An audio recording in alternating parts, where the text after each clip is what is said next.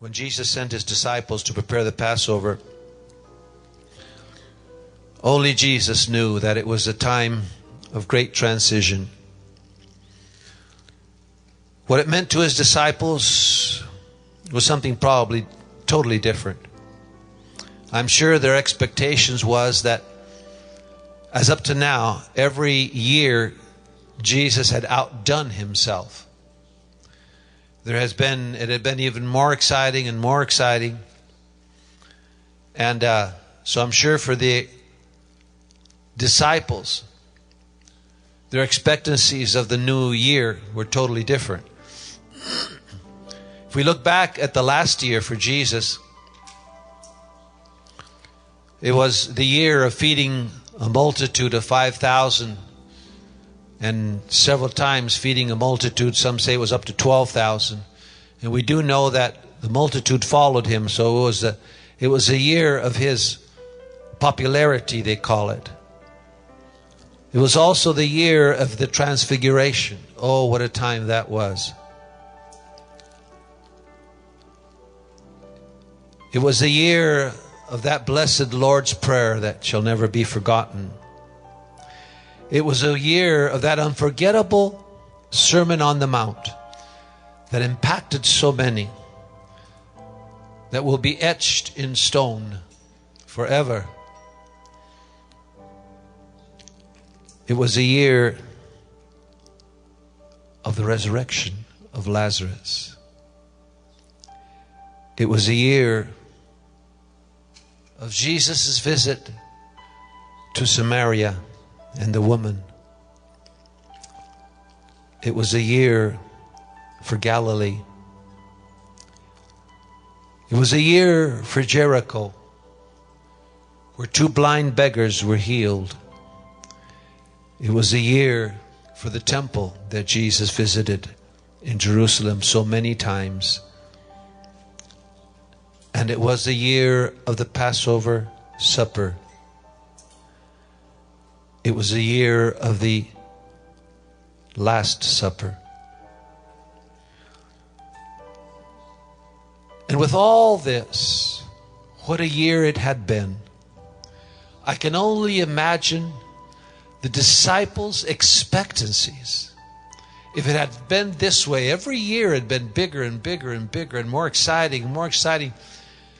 They never imagined how exciting it would be. But I'm sure they could never have dreamed, even though Jesus had told them and warned them, asked them to be prepared that he was going to die. Yet things so many times go in one ear, go out the other. Because we have our minds fixed on what we think is going to happen, what's going to be in our plans and everything. So even if he does tell you, you'll say, oh, I didn't know it. He said, don't you remember that dream? Don't you remember that message? Don't you remember what you felt? And then you just shrugged it out. Yes, I'm sure. He told us to prepare, but we were so blissfully not paying attention that, like always, we're never prepared for change and for what comes. As we enter into this new decade, which is also, like I mentioned, the start or the crossing over of generations. I mentioned also that almost from the beginning of the year, I've had on my heart that message of the crisis that brings change. And we are in times of change, great change, in the flux of changing times. And with change always comes crisis. Normally, as I look back, it's generally crisis comes before change. It's like crisis is a messenger, is a harbinger of change. So with time, I've slowly been able to connect the dots. And instead of being torn down emotionally beyond that which we normally are when crisis times comes and we're affected, but generally I'm able to jolt myself back and say, wait a minute, remember that always after the most terrible crisis that overcame you and you didn't know what to do, remember what came after that? And then I remember that about 6 months before, the best times I can remember were the worst times I can remember, and I'd never want to repeat them again. So slowly I'm beginning to see there's a correlation between crisis and God's working and God's preparing things in our life and our future.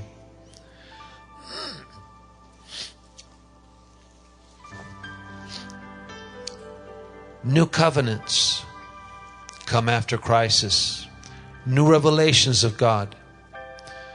But also the crisis announces that along with whatever God does, the enemy also brings about changes in this world. Every change, if we look even in the scriptures, started with a crisis. If it wouldn't have been for the crisis of Adam and Eve, their sin, change would have never happened.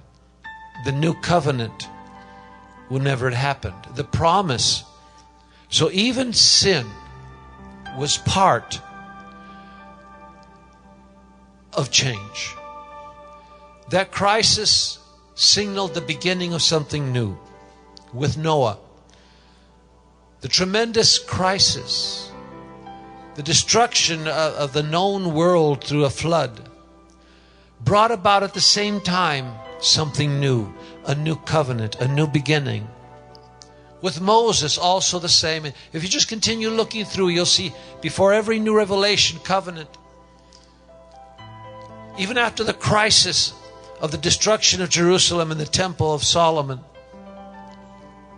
we see those terrible times in Babylon. But in those times, idolatry was ripped out of the heart of the children of Israel, and never again were they known to have idols to this day. So brought about such a great change. And then restoration, God restores, He always does.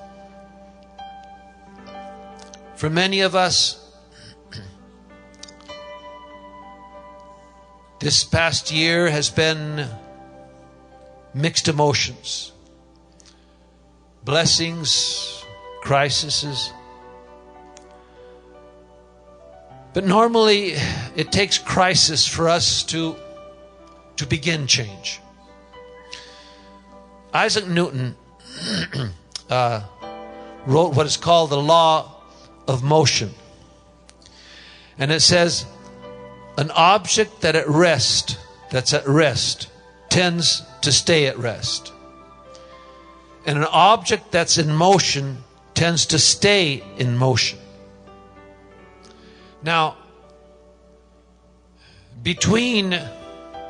I can relate to this, because once I sit down, I want to keep sitting down. Once I lay down, I said, if my wife calls John, I know what that means. Whenever she says, John, I need something. Come quickly. Do this, do that.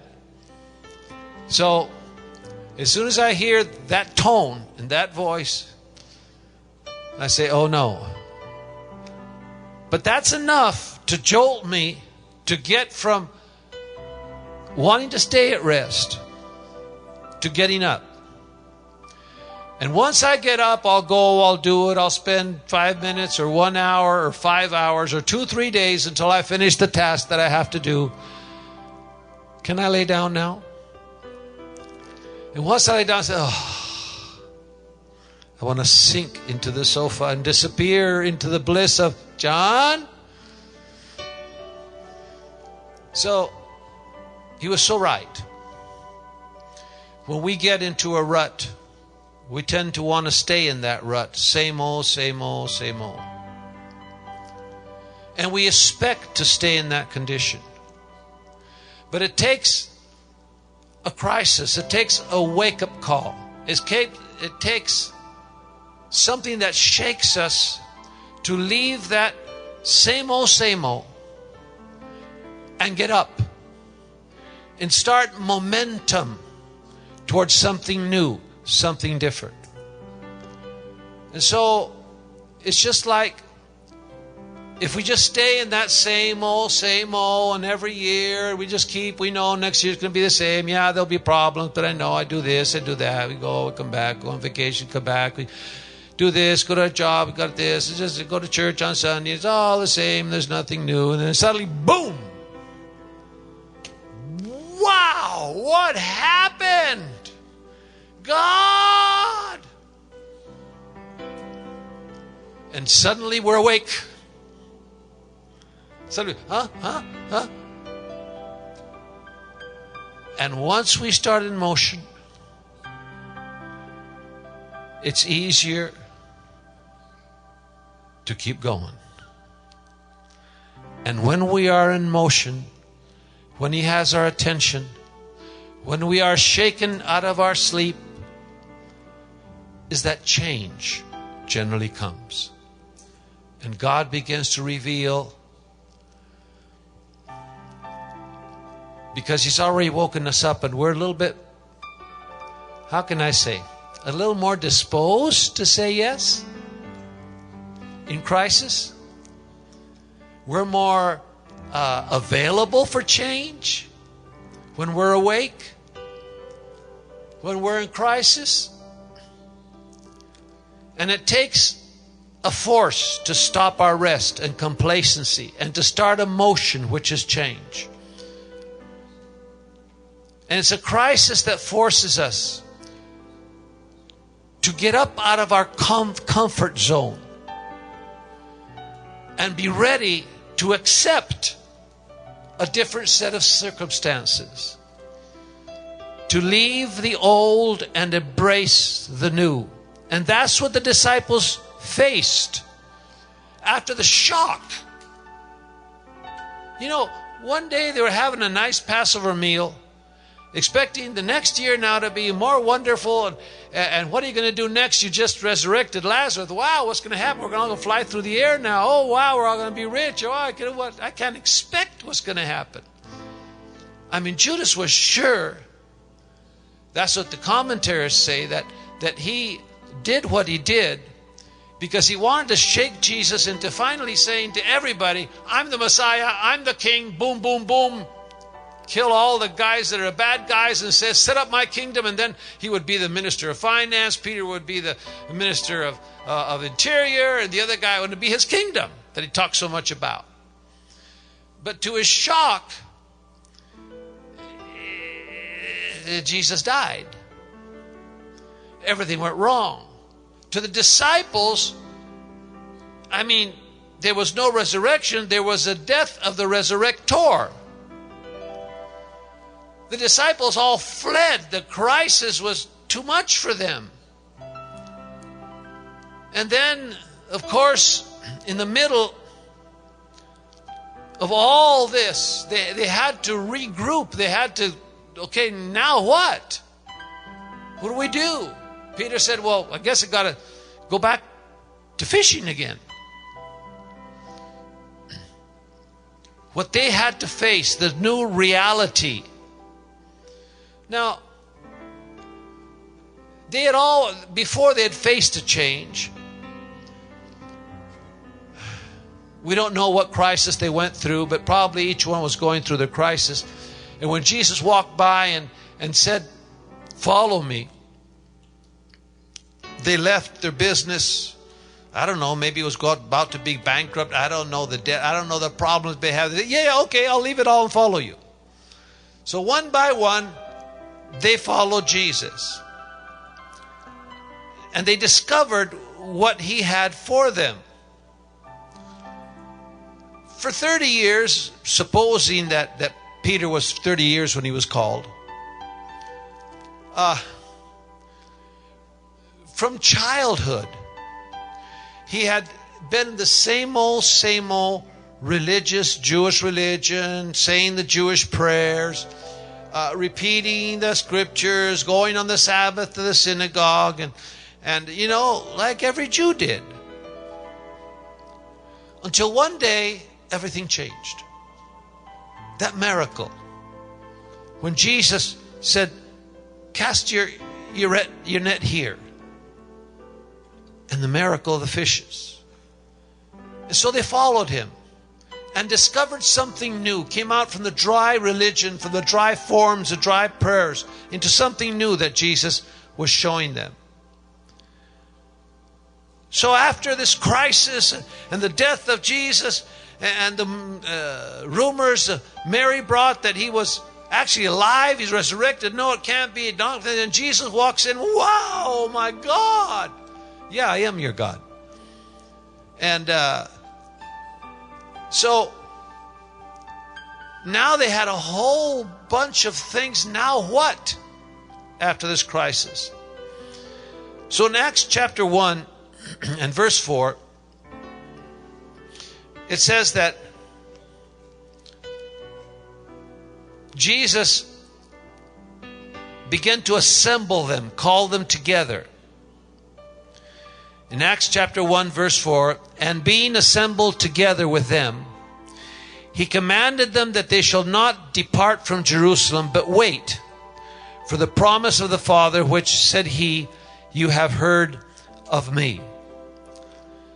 And then Jesus began to float in the air and ascended into a cloud. And now what? He said, wait. We have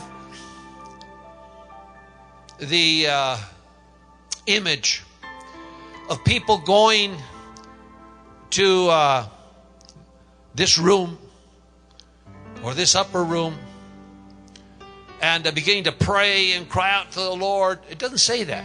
Jesus just said, go to Jerusalem and wait. Wait. Wait for the promise.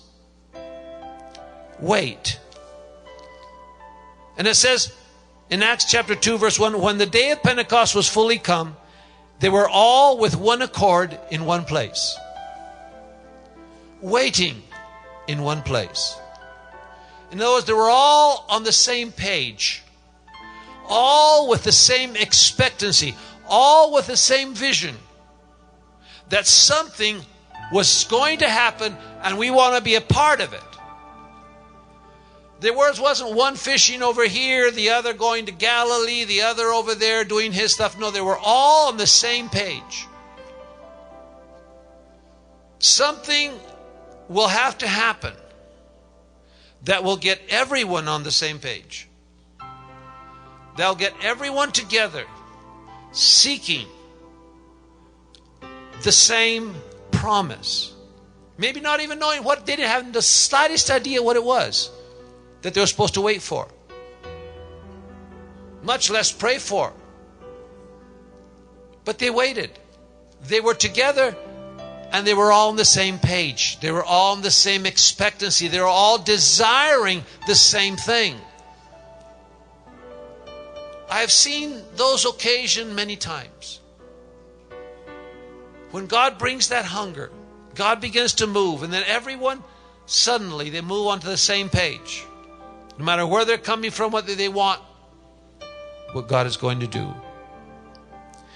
And it said, having assembled them together. You remember the apostles and everyone was scattered. He told them, wait. And then we know the visitation of God, the Holy Spirit. And then the church was born. But now there was a decision. There were decisions that had to be made. Now what? Now we have this new thing that God is doing. The new day is born. The new generation is here. Now what? Oh, I guess we know what. I'm sure Peter and James and John, and they'll say, well, we know now. There's 3,000 people that came in. Okay, we'll tell them what we know. Okay, there's a problem here. And there was a problem for many years. Because the new, although it's built upon the old, it's not a continuation of the old. Many people, they expect what they've learned and what they've experienced in life to be what to expect. And say, okay, God, I know what you did with me. You're going to have to do that for somebody else. I know, God, that I had to pray. And then when I prayed, it happened. I know, God, that if you do this, then it'll do that. I know that you have to repent. I know you have to do this because that's what we learned. That's the way we did it in the old time. It was good enough for old time. It's good enough for you. Email, what's that? I don't need that. What's what? I don't want to burn you because you'll probably be listening to this, Roberta. I called Roberta the other day. Some of you probably remember Roberta. How many of you remember Roberta Payne? There we go. And so finally found her phone number. Peachy did, and so we called her. And she said, you have, what's up? What's what? Okay, can we text you? Well, I know there's text, but I don't know how to do it. Okay, how about email? That's old. I don't know. My son just gave me a brand new iPhone, but I don't even know how to turn it on. But he's coming here in a few weeks. Maybe he'll tell me. Nothing. The only thing she could do is we could call her, and if she was there close to her old landline, she doesn't even know how to answer the cell phone. Call me in the landline. If I'm here, I'll answer you. See, some people are still stuck spiritually 20, 30 years ago. And they think that the future is going to be a repetition of the past. It's wrong. It won't be the repetition of the past. God is always doing new things. And the past was always new. It shook me every time God did something new because it had nothing to do with what I was expecting. Old opinions as to the Messiah, speculations, were all replaced by the truth of Jesus Christ that had come to visit Israel and was rejected. But all these things, all these old things, like Saul, he was so sure that and he was so wrong. God had to visit Saul in the most unsuspected ways. In fact,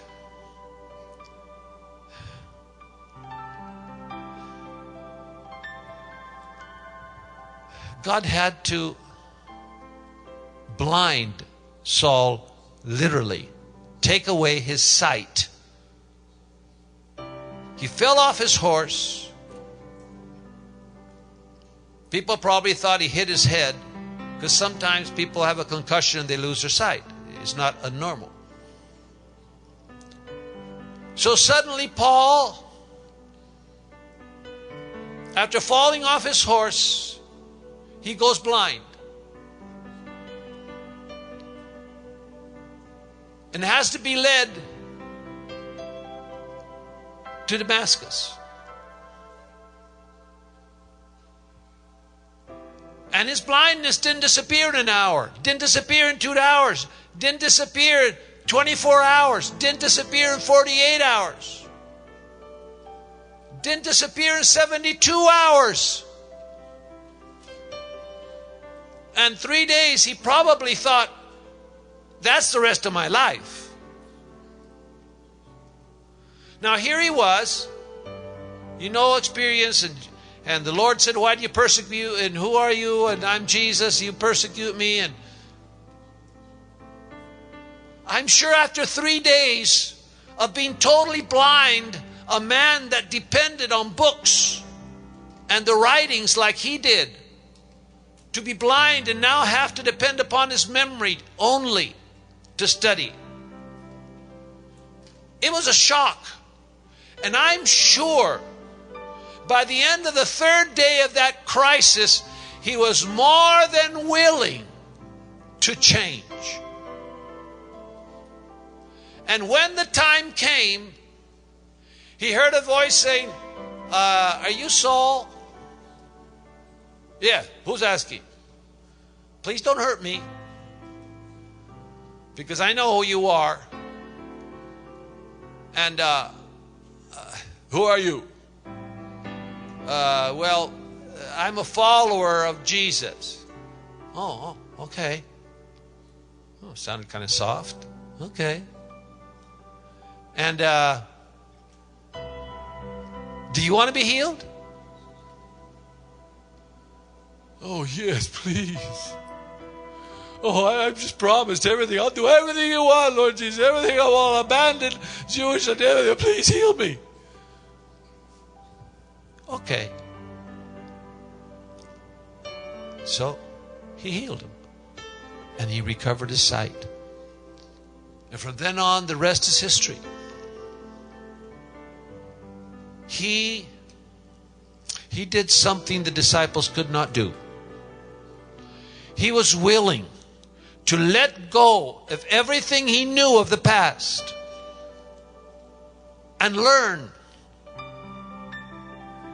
who this man that appeared to him, what he wants of him. And the disciples struggled. You know what their struggle was? Their struggle was, how do we adapt the old into this new thing? What do we do? Well, all we know is, you want to follow Jesus? Yeah, okay, come, we have to circumcise you. And when Peter went to visit the Gentile church of Paul, and all the other disciples that visited Paul's churches, they wanted to say, well, you want to be a Christian? You know you can't be a Christian unless you chop off a little bit and be circumcised. And the Gentiles said, no. And some people were convinced.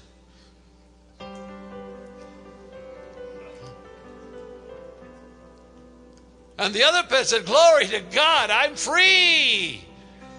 I don't need that. But see, they were convinced, you have to do this, you have to do this, you have to do this. They did, but the Gentiles didn't. You're going to be surprised. You might even be angry when you see what God does with a new generation. When you see that it doesn't make them go through the hoops He made you go through. Hello, are you still there? I know a person that came to me one day, a couple of years ago, and I spoke about change. Said, if this is change, I don't want it. If this is the new thing, I don't want it. And you know, we'll probably have to face that. When we see the new that God is bringing to this next generation, we might have to be flexible. We might have to learn a few things. They say an old dog can't learn new tricks, but I've been learning new tricks all my life. So I hope I don't get to be old. I want to be fresh. I want to be flexible. I don't want to be like the disciples. Well, you want to do that? You got to go through exactly 1 step, 2, step 3, step 4, step 5.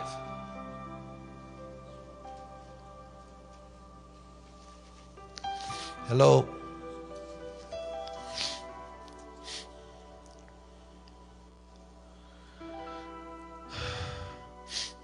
They had to adapt. They had to learn. What God has for us, I don't know. But I don't want to lose it. I want to be a part in a company as long as I have strength to accompany a new generation and discover, like I have discovered, that ways customs, forms change, but principles will always be the same. And I've learned the difference between principles and forms.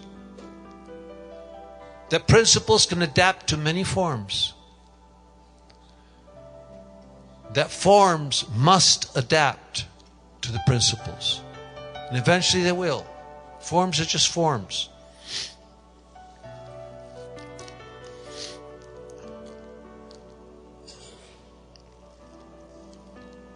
So Jesus left them,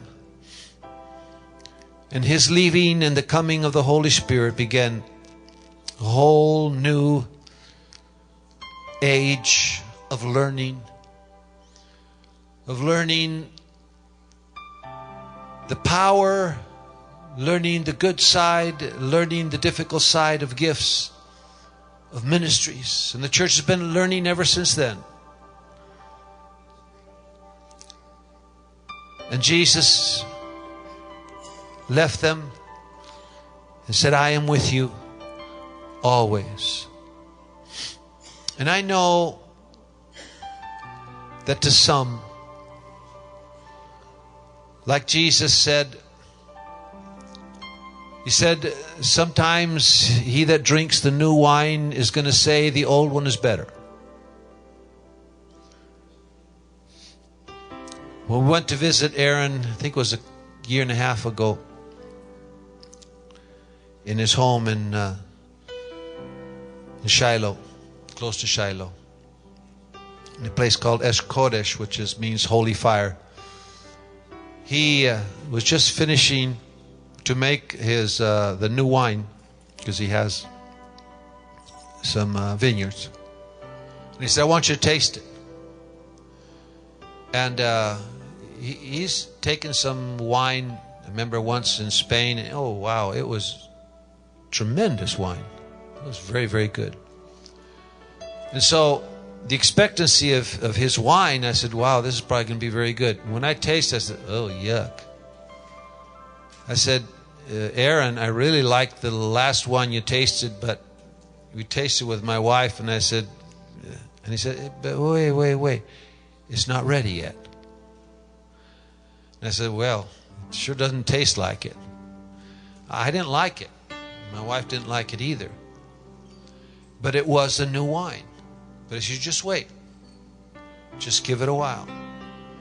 Don't judge by what you're tasting right now. Wait until it matures. And it'll be even better than the one I took you to Spain. And Jesus said that. He said, you know, you taste, you see what's happening, you say, this can't be good. Jesus said that in Luke 5:39. No man, having drunk the old wine, straightway desires the new, because he says the old is better. But see, we still haven't seen the new. So we can't form an opinion. All we know is that God is always doing new things. And we're in a time right now of transition. It might be long, it might be short. And with times of transition or change, there'll always be conflicts. Some of you probably have passed your conflicts. Some of you are probably entering into conflicts. Some might even conflicts be ahead of you. But whatever, conflict will come and change will come. And with it, with that conflict is change, just like the conflict of Mary, of the donkey, of the hard journey, of the killing of the kids, and all that brought forth something so beautiful in something so dark, in a time so difficult. It brought something so beautiful, which was Christmas, the birth of Jesus Christ. So,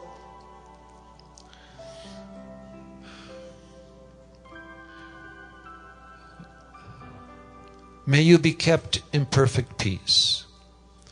In times of conflicts, don't rush to judgment.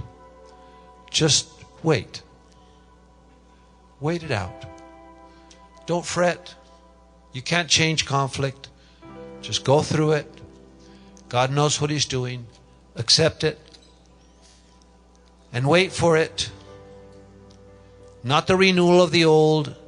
Don't wish, okay, God, I wish we could go back to how it was before the crisis or the problem or whatever. No, things are never going to be like they were.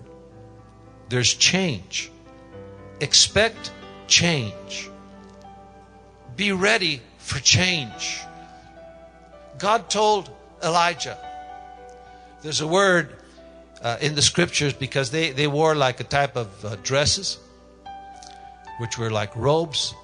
And they had an expression which was just grab your robes and tie them up here, because you can't run.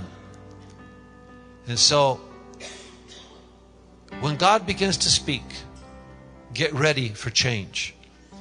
Get those things that hinder you. Tie them up in the knot here. Get ready to run.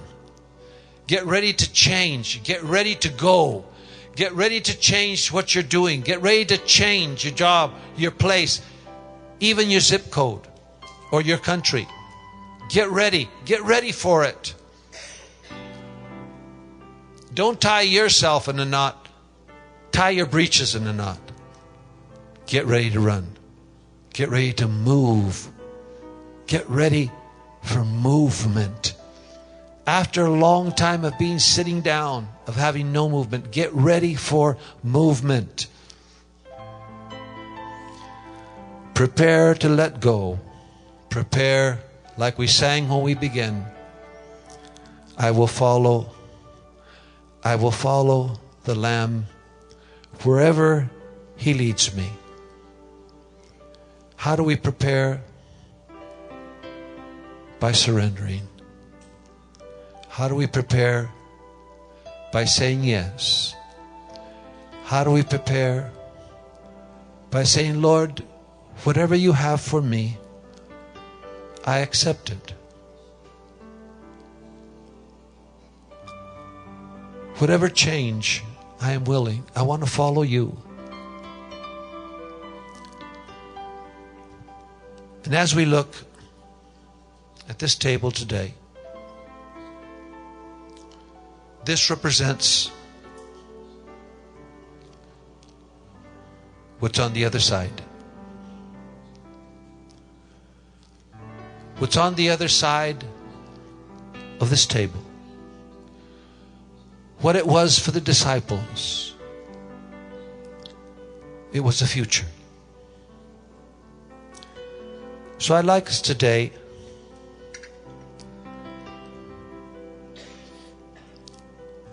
to make of this table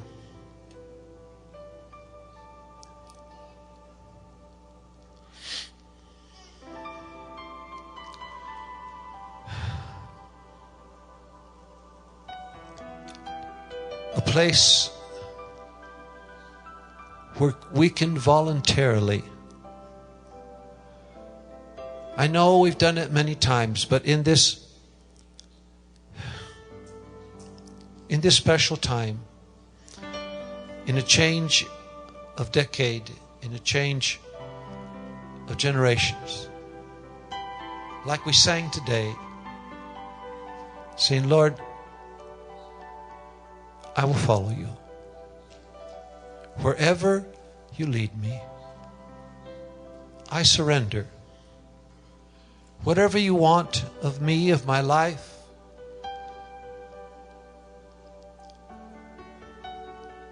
I say yes.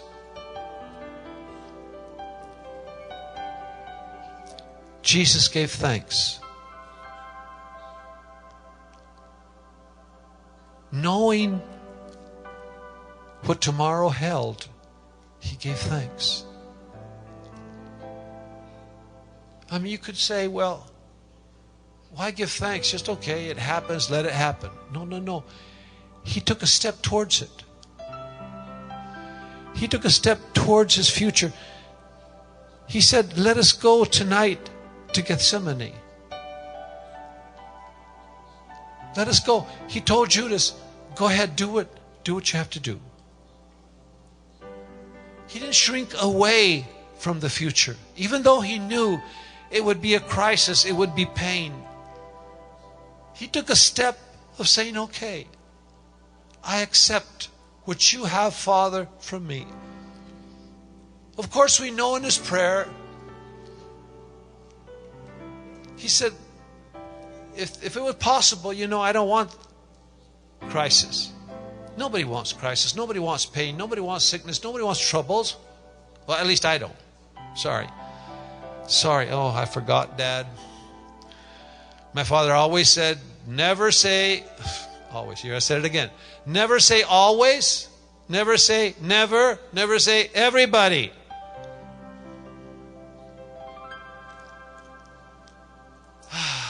I don't like suffering. I don't like pain.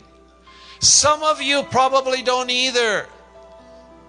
Some of you probably were happy to stay in the place you are till you die and enjoy life, your car, your house, your appliances, your retirement, or you're probably happy with white picket fence, Norwood and Rockwell painting life.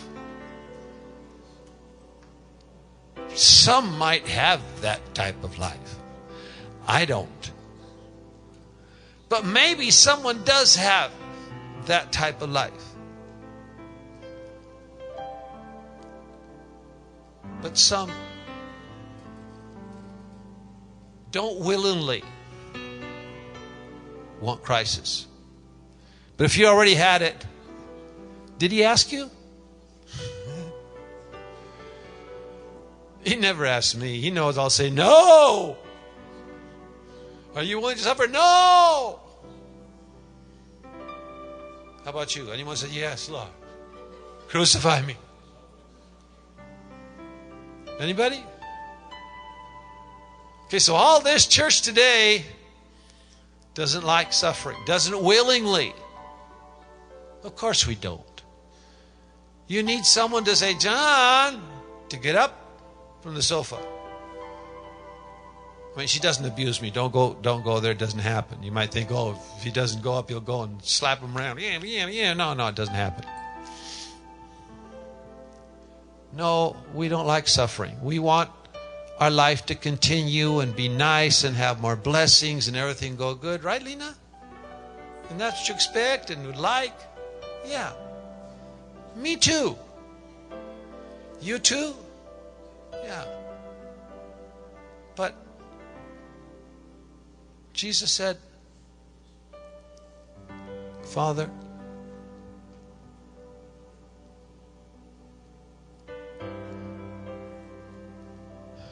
if there's any other way, I'd like to avoid it. But if this is what's necessary,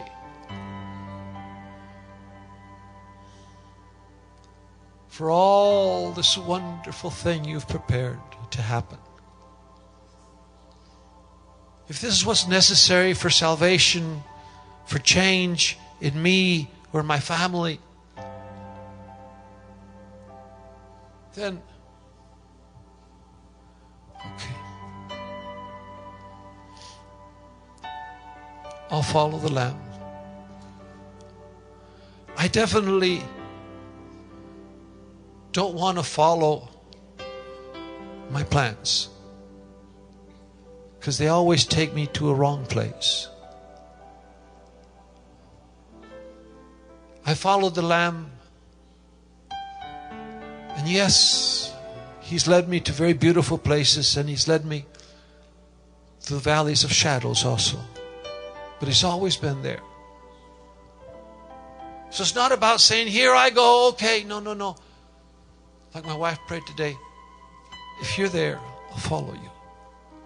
If that's where you're going, I'll follow you. Quo vadis, Peter? Where are you going? The legend says, as Peter was escaping Rome, he was scared they're going to kill him, crucify him. It said that Jesus met him on the crossroads as he was leaving Rome and said, Quo vadis, which in Latin is, where are you going? And it is said that Peter answered, Lord, I'm escaping because they want to crucify me. Lord, where are you going? He says, I'm going to Rome to be crucified again. And it said that Peter just stopped, turned around, and walked back. We said, you know you're going to be crucified? Yes. All I ask is I want to be crucified head down because I'm not worthy to die like He did. So, today, as we close this season, this year, in remembrance of when it all started, when the old covenant began to fade away and the new covenant was born. The hope that He is with us goes before us. Are you willing to follow? Are you willing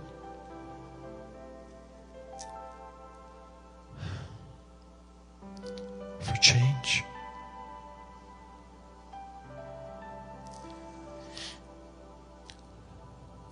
So I want us to sing that song again that we sang when we started. I will follow the Lamb. Wherever He leads me, I will follow the Lamb. And I want to once again, in this change of seasons, as we end this year, to say to Him, Lord, I want to follow You the next year. Wherever You lead me, I want to follow. Whatever You're doing, I want to discover it.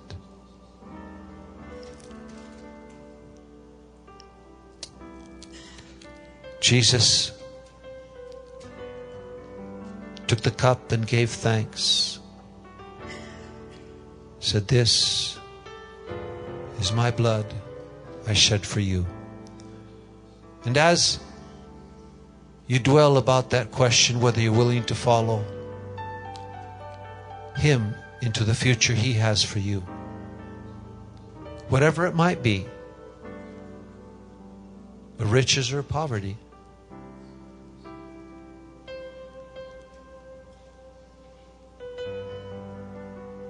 to say, Lord, this is You. Nothing I might have to go through can compare to what You went through for me. So whatever You have, whether I like it, don't like it, if You're there, I want to be there. What You are doing in the future with the next generation, Lord, I want to be there because You're there.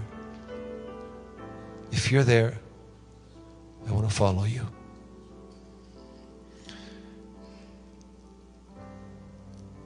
He gave thanks. He took the bread and broke it. Said, this is my body.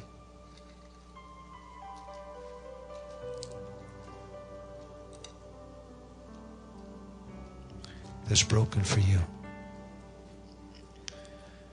And I want to invite you to come. Take it in any way you desire to do it. But for me, I want to thank Him and rededicate my life to Him, to follow Him. And whatever this new decade, or as long of this decade as He allows me to live, to follow Him and not stay behind. Jesus, thank You for the sacrifice and for the blood that made it possible for me to live up to this day. Such blessings and such trials that You've led me through. And Lord, today as I remember, I want to dedicate again my life to you, to follow you wherever you lead me, to say what you want me to say, to go where you want me to go, to be what you want me to be. And to that I commit my future. Amen.